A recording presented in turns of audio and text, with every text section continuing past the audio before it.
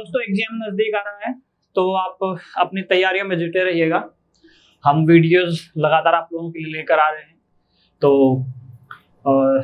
Watch करके, like करके अपने दोस्तों के साथ शेयर कर दीजिए और यूट्यूब चैनल को सब्सक्राइब करके बेल आइकन है जो उसको दबा दीजिएगा, प्रेस कर दीजिएगा, ताकि आप लोगों के पास हर वीडियो का नोटिफिकेशन आपको मिलता रहेगा।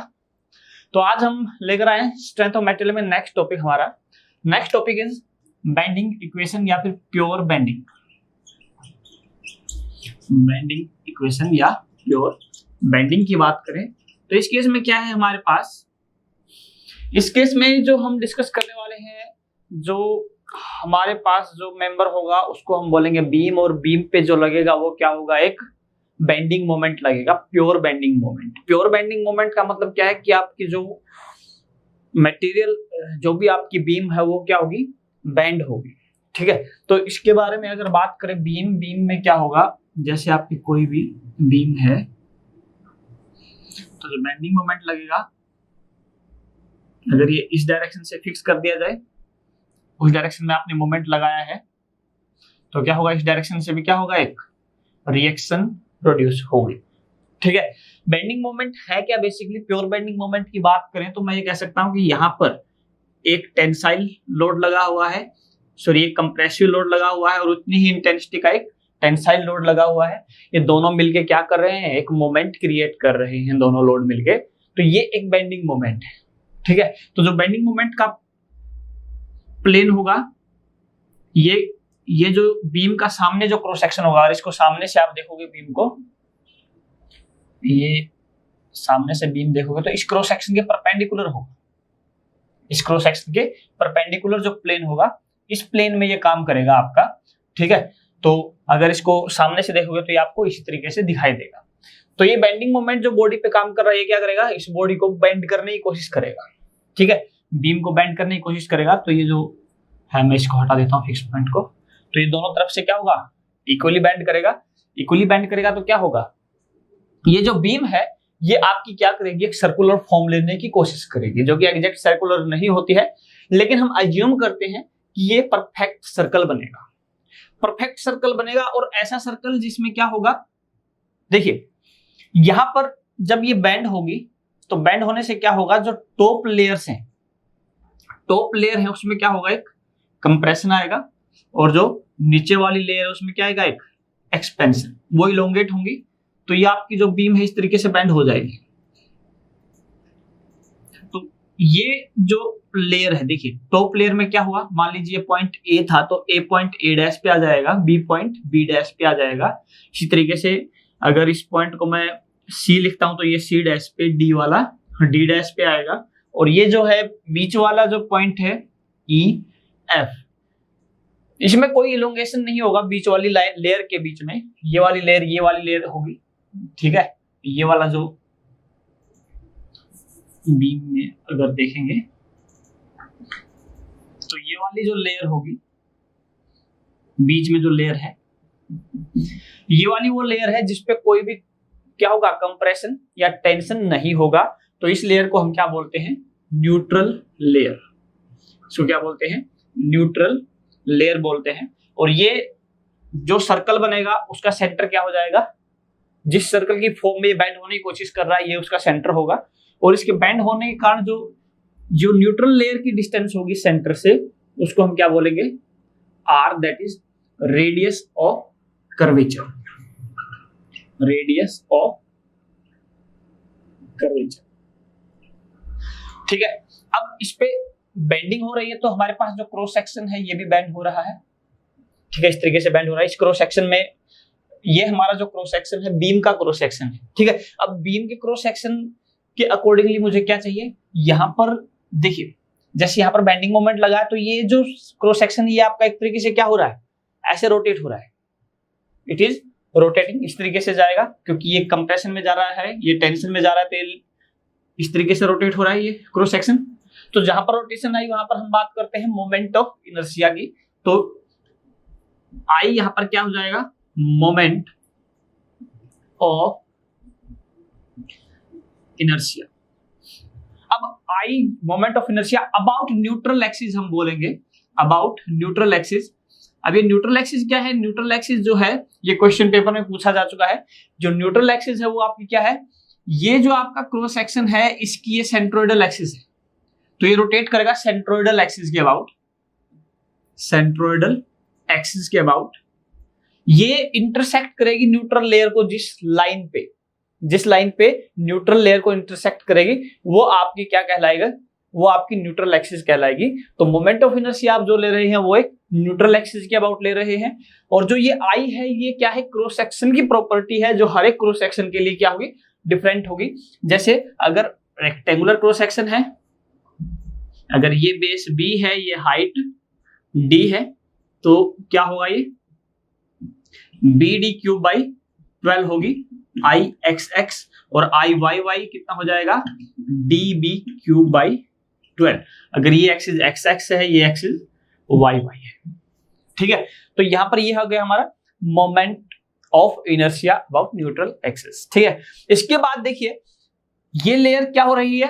कंप्रेस हो रही है, तो डेफिनेटली यहां पर क्या होगा? स्ट्रेस होगी, और यहां पर भी एक स्ट्रेस होगी। तो जो स्ट्रेस है वो हम किस तरीके से आप दिखा सकते हैं? देखिए यहां पर जो है मैक्सिमम कंप्रेशन है, यहां पर मैक्सिमम टेंशन है, और यहां पर जो स्ट्रेस है वो 0 है। तो एक तरीके से यहां पर स्ट्रेस क्या है? यहां पर यहां से ऊपर की तरफ बढ़ रही है, लेकिन कंप्रेशन में नीचे की तरफ भी बढ़ रही है, लेकिन टेंशन में बढ़ रही है, ठीक है। तो ये जो स्ट्रेस है इसको बोलते हैं बेंडिंग स्ट्रेस। क्या होगी? बेंडिंग स्ट्रेस, ठीक है। और ये जो आपकी बीम है इसका मटेरियल जो है वो कौन है? इसका मटेरियल E, जिसका यंग्स मॉडुलस कितना है? E है। और ये आपकी न्यूट्रल लेयर है। न्यूट्रल लेयर से y डिस्टेंस पे कोई भी लेयर y डिस्टेंस से कोई भी लेयर है, तो ये जो y है this is the distance from the neutral layer, ठीक है। तो यहां पर मैं जो बताने की कोशिश कर रहा हूं वो आपको कुछ पॉइंट्स बताए हैं। इन पॉइंट का यूज हम किस में करते हैं? बेंडिंग इक्वेशन में यूज करते हैं। तो बेंडिंग इक्वेशन आपकी डायरेक्ट एग्जाम में पूछी जाती है। तो बेंडिंग इक्वेशन क्या होगी? बेंडिंग इक्वेशन क्या होगी? m अपॉन I बराबर सिग्मा अपॉन y बराबर E अपॉन R। ये आपकी बेंडिंग इक्वेशन है जो डायरेक्ट एग्जाम में पूछी जाती है। Where m is the bending moment जो आपने अप्लाई किया है, I is the moment of inertia about centroidal axis. इस केस में जो भी आपका क्रॉस सेक्शन होगा, सर्कुलर होगा, रेक्टेंगुलर होगा या स्क्वायर होगा, जो भी होगा, सिग्मा बी क्या है? Sigma B is the bending stress at a distance y from the neutral axis, ठीक है, at a distance y from the neutral axis. और where E is what? Young's modulus and R is your radius of curvature. तो ये bending equation आपसे direct question में पूछी जा सकती है। अब इसके बाद हम बात करते हैं बेंडिंग इक्वेशन के केस में हमारे पास एक दो इंपॉर्टेंट पॉइंट है कि अजम्पशंस है कुछ। पहली अजम्पशन क्या है? पहली अजम्पशन ये है कि आपका जो मटेरियल है वो होमोजीनियस और आइसोट्रोपिक है, ठीक है। ये मस्ट कंडीशन हर एक सोम के लगभग हर एक टॉपिक में हम ये कंडीशन अप्लाई करेंगे, ठीक है। इसके बाद सेकंड कंडीशन क्या है कि ये हुक्स लॉ को फॉलो करता है, क्योंकि E वैलिड ही जब तक है जब तक आपका क्या है? E वैलिड जब तक है जब तक ये हुक्स लॉ को फॉलो करेगा, अदरवाइज ये वैलिड नहीं रहेगा। ये आपकी जो बीम है ये बेंड हो रही है, ये बेंड होगी एक प्योर सर्कल की फॉर्म में बेंड होगी, ठीक है, एक सर्कल बनाएगी पूरा। तो इस तभी हम रेडियस ऑफ कर्वेचर निकाल सकते हैं, तो रेडियस ऑफ कर्वेचर इस केस में हम नहीं निकाल पाएंगे। तो ये कुछ एक अजम्पशन है जो यहाँ पर हमारी क्या हो रही है? यूज हो रही है। और एक और खास बात, अगर आप किसी भी बॉडी को बेंड करोगे तो ये जो क्रॉस सेक्शन आपको प्लेन दिखाई दे रहा है, सर्कुलर प्लेन दिखाई दे रहा है, तो ये बेंड करने से क्या होगा? ये प्लेन नहीं रहेगा। क्यों? यहां पर टॉप में क्या आया है? टॉप में कंप्रेशन, नीचे वाले में टेंशन आया है, तो लेटरल डायरेक्शन में क्या होगा? लेटरल डायरेक्शन में इनके अपोजिट आएगा जो भी चेंजेस आएंगे। तो इसीलिए ये जो प्लेन सेक्शन है प्लेन नहीं रहेगा। तो यहां पर जो हम एनालिसिस कर रहे हैं इस केस में हम ये भी एज्यूम करते हैं कि जो प्लेन सेक्शन है बेंडिंग के बाद भी क्या रहेगा? ये आपका प्लेन ही रहेगा, ठीक है। तो इसके बाद हम बात करते हैं इस बेंडिंग इक्वेशन का एनालिसिस हम करते हैं। अब बेंडिंग इक्वेशन का एनालिसिस करते हैं तो देखिए,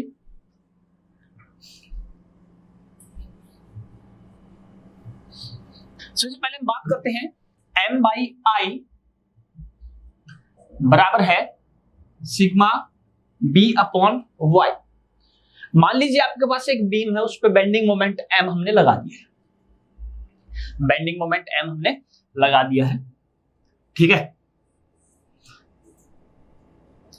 फॉर गिवन बेंडिंग मोमेंट अगर बात करें सिग्मा बी, अब देखिए अगर आपने किसी बॉडी में बेंडिंग मोमेंट लगाया तो डेफिनेटली बेंडिंग स्ट्रेस तो इंड्यूस होगी, ठीक है।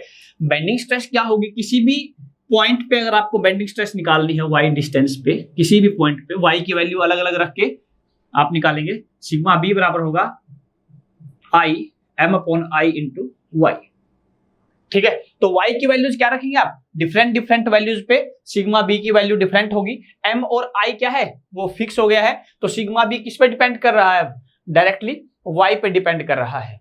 अगर मैं कहूं कि मुझे सिग्मा बी मैक्स निकालना है तो सिग्मा बी मैक्स निकालने के लिए मुझे क्या करना पड़ेगा, y भी मैक्स लेना पड़ेगा, क्योंकि mi तो फिक्स है, यानी जो सिग्मा बी है वो डायरेक्टली किसके है, y के डायरेक्टली प्रोपोर्शनल है। दूसरी कंडीशन y टॉप जो है पे क्या होगी, सिग्मा बी आपका मैक्सिमम होगा।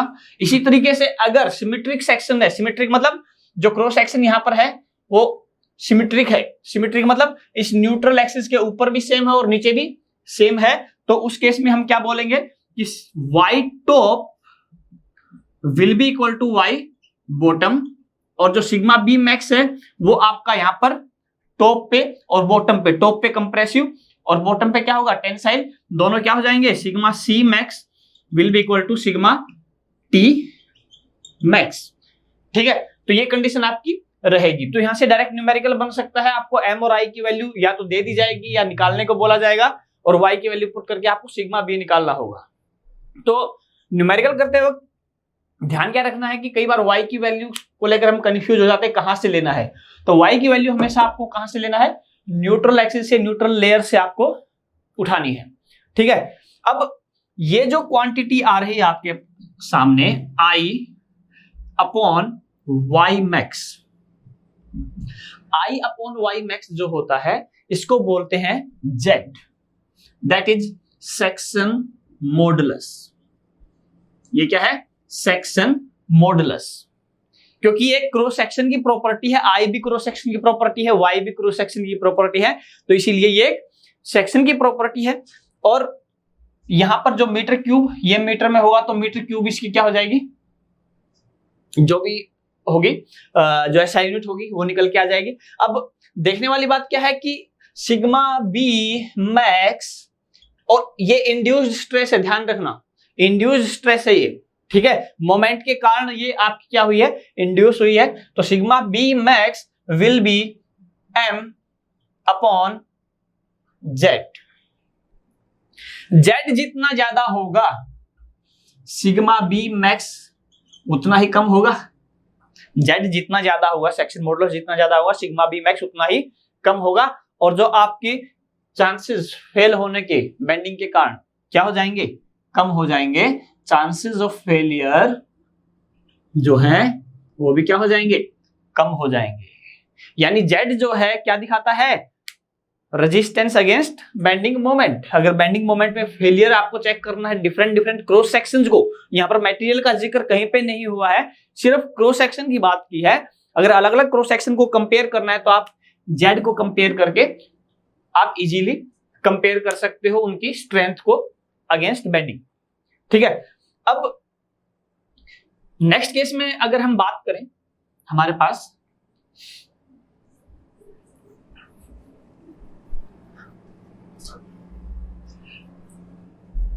m बाई आई बराबर है E by R, m by I बराबर है E बाई आर, ठीक है। इस केस में क्या होगा, रेडियस ऑफ कर्वेचर m बराबर आप लेके जाएंगे तो E आई अपॉन आर। ये जो ई आई है इसको बोलते हैं फ्लेक्सुरल रिजिडिटी। क्या बोलते हैं? फ्लेक्सुरल रिजिडिटी मींस बेंडिंग के अगेंस्ट ये रिजिडिटी है, एक तरीके से आप बोल सकते हो। तो क्या होता है ये, मान लीजिए m इज द मोमेंट। देखिए अब किसी भी बेंडिंग मोमेंट लगाओगे तो उसपे क्या होगा, एक रजिस्टिंग मोमेंट भी प्रोड्यूस होगा जिसको हम मोमेंट ऑफ रेजिस्टेंस बोल सकते हैं। यानी एक मैक्सिमम वैल्यू जो मोमेंट की है वो रजिस्ट कर सकता है, तो जो मैक्सिमम वैल्यू वो रजिस्ट कर सकता है उसको हम क्या बोल सकते हैं, मोमेंट ऑफ रेजिस्टेंस। तो मैं इसको अगर मोमेंट ऑफ रेजिस्टेंस बोल दूं, ये मैक्सिमम वैल्यूज गिवन कॉन्फ़िगरेशन के लिए, गिवन कॉन्फ़िगरेशन मतलब मटेरियल और क्रॉस सेक्शन, ये मटेरियल के लिए, ये क्रॉस सेक्शन के लिए, अगर r इज इक्वल टू 1 हो जाए यानी रेडियस ऑफ कर्वेचर 1 हो जाए तो mr बराबर क्या हो जाएगा, ei। तो मैं क्या बोल सकता हूं, फ्लेक्सुरल रिजिडिटी क्या है, flexural rigidity is the moment of resistance of a beam of unit radius of curvature. जब यूनिट रेडियस ऑफ कर्वेचर होगा तो जो आपका फ्लेक्सुरल रिजिडिटी हो किसके बराबर होगा, मोमेंट ऑफ रेजिस्टेंस के बराबर होगा। तो यानी कि अगर ei किसी भी मटेरियल का ज्यादा होगा तो वहां पर आपका क्या होगा, मोमेंट ऑफ रेजिस्टेंस ज्यादा होगा, और मोमेंट ऑफ रेजिस्टेंस ज्यादा होगा तो चांसेस ऑफ फेलियर क्या हो जाएंगे, चांसेस ऑफ फेलियर आपके उतने ही कम हो जाएंगे, चांसेस ऑफ फेलियर भी आपके क्या हो जाएंगे, उतने ही कम हो जाएंगे। ठीक है, तो इस केस में आपको क्या करना है, यहां पर आपका जो स्ट्रेंथ जो हम चेक कर रहे हैं उसमें आपका क्रॉस सेक्शन भी है और मटेरियल भी है। मटेरियल और क्रॉस सेक्शन दोनों को लेके हम क्या कर रहे हैं, यहां पर आपकी स्ट्रेंथ का मेजरमेंट कर रहे हैं। ठीक है, इसके बाद हम बात करते हैं जेड की बात करते हैं। तो जेड वेरियस क्रॉस सेक्शन के लिए जेड की वैल्यू हमें कैलकुलेट करनी है। तो आपके पास क्या है, जैसे सर्कल की बात करें, pi by 64 D raise to power 4 ये आई की वैल्यू है, और वाई मैक्स इसके लिए क्या हो जाएगा सर्कल के लिए, और वाई मैक्स जो हो जाएगा डी बाई 2 हो जाएगा, तो it will be pi by 32 D raise to power 3। ये सर्कुलर के लिए है। ऐसे ही अगर रेक्टेंगुलर के लिए देखना है तो बी और डी हो जाएगा। तो आई की वैल्यू क्या है, बी डी क्यूब बाई 12। तो जेड बराबर क्या होगा, आई बाई वाई मैक्स, और वाई मैक्स कितना हो जाएगा, डी बाई 2, तो it will be B D square by 6। तो ऐसे ही आप क्या कर सकते हैं, वेरियस क्रॉस सेक्शन के लिए आई बाई वाई मैक्स रख के जेड की अलग अलग वैल्यूज निकाल सकते हैं। ठीक है, ये आपसे एग्जाम में कई बार पूछी जाती है, जेड की वैल्यू डायरेक्ट पूछ ली जाती है। ठीक है, तो ये बेंडिंग में आपका हुआ। इसके बाद एक आता है बीम ऑफ यूनिफॉर्म स्ट्रेंथ क्या होगी। बीम ऑफ यूनिफॉर्म स्ट्रेंथ का मतलब क्या है कि अगर आपकी बीम पे किसी भी क्रॉस सेक्शन को कट किया जाए, किसी भी क्रॉस सेक्शन को कट किया जाए, हर क्रॉस सेक्शन पे आपकी जो बेंडिंग स्ट्रेस है वो क्या है, सेम है। अगर बेंडिंग स्ट्रेस सेम है तो आप क्या कहेंगे कि बीम एक यूनिफॉर्म स्ट्रेंथ बीम है। क्या है, बीम एक यूनिफॉर्म स्ट्रेंथ बीम है। ठीक है, तो ये आपका टॉपिक हुआ बेंडिंग इक्वेशन का। ठीक है, तो इसमें हमें इतना ही टॉपिक कवर करना है, इसको ध्यान से कर लीजिएगा, यहीं से आपके क्वेश्चन पूछे जाते हैं।